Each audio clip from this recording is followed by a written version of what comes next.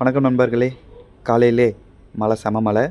என்ன மழை பெஞ்சாலும் புயல் அடித்தாலும் நமக்கு லீவ் விட மாட்டாங்க. நம்ம வேலைக்கு போய் தான் ஆகணும். சரி, அதனால் காலையிலே கிளம்பிட்டேங்க. போகிறப்போலாம் செம மழை, நனைஞ்சிட்டே அப்படியே தான் சைட்டுக்கு போனோம். சைட்டுக்கு போயிட்டு பார்த்தா ஒரு மீட்டிங். காலையிலே அந்த மீட்டிங்கை முடிச்சுட்டு அப்படியே வந்தோம் அப்படின்னு ஆஃபீஸ்க்கு வந்தோம் அப்படின்னா சிஸ்டத்தில் கொஞ்சம் ஒர்க் இருந்துச்சு.